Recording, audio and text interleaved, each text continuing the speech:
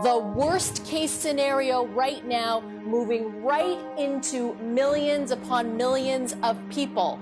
And this could cause extensive, catastrophic damage. I'm not just standing here making this stuff up. I want people to really pay attention to this because, again, this could be worst case scenario. I mean, they did say it was, to expect the worst, but what's the worst that could have happened that we could have thought?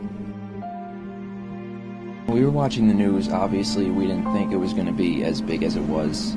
We thought, maybe it'll be like Irene the year before, and really nothing happened in Irene. My backyard got flooded, and that's basically it. There was no damage to my house. And so that's what everybody assumed it would be.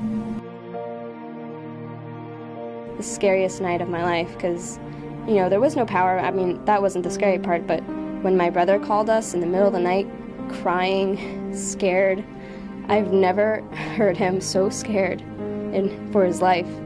He videotaped the entire experience, and watching it was just so hard to know that he had to go through that.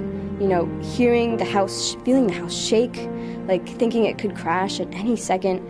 But the most scariest part was when the cabanas, I guess one of the waves, it pushed the cabanas right into our house, right? It really just, like a bowling ball, they all came through our house, and it really just knocked our whole porch off.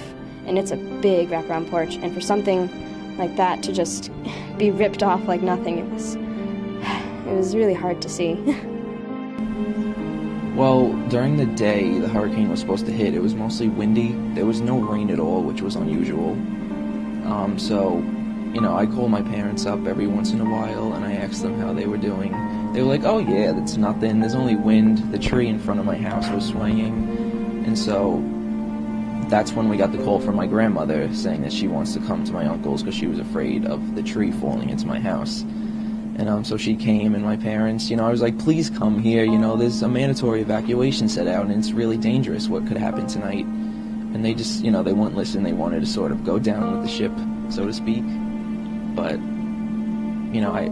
we were all worried at my uncle's house for them. From photos that he's shown us the day after, it was just devastating. It was just mounds of sand. Like, my backyard turned into a sandbox, literally to the foot of my deck. And inside was just covered in this thick mud with, from the sewage, between the sewage and the sand mud and all the debris. Like, that just, it was so thick and so hard to clean up.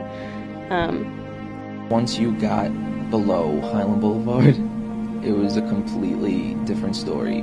It was as if you went to Afghanistan and were in a war zone. I've never seen anything like it. There were boats on people's fences. There were cars in houses. There were houses shifted into houses. There was still water in the block. There were giant, multi-ton dumpsters in the middle of streets knocked over. There was beach debris all over the place. I can't even describe what it's made out of.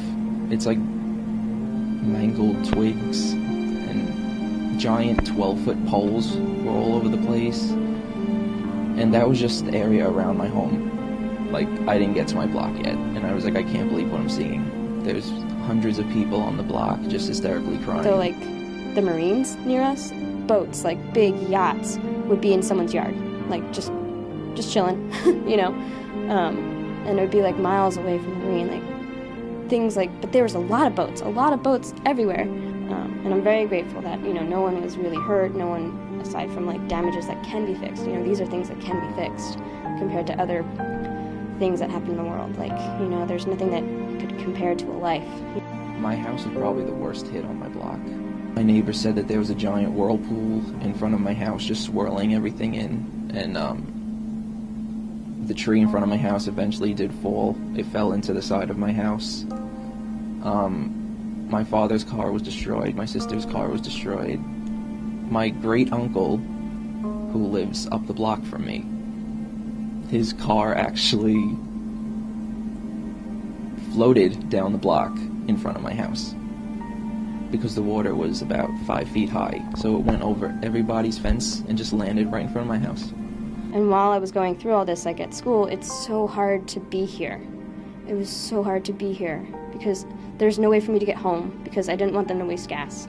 And there was no transit for New Jersey Transit to get, there's none. There was none. So I couldn't do anything. That was the hardest part, was knowing I couldn't be there for them. I'm sorry. That was just knowing that they have to fix everything by themselves. And like, I wanted to be with them so bad. Just because it's my home.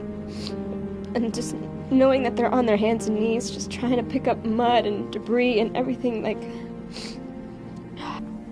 We didn't even get into the house yet, and we were just like, what the hell just happened? My father actually had to kick the door in because it was so swollen from the water that we couldn't get in. So the only thing that was really saved was our clothing. I've come a long way. If you wanted to sort of talk about it a month after the storm, a few weeks after the storm, I probably wouldn't have been ready. I would be like a crying mess right now, but I feel like a lot has changed, and it just sort of clicked in my head that, you know, I should let people know what happened. But now it's okay.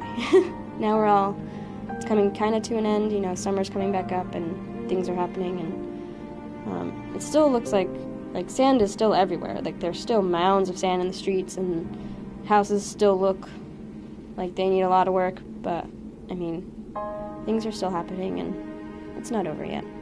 We still have a long way to go.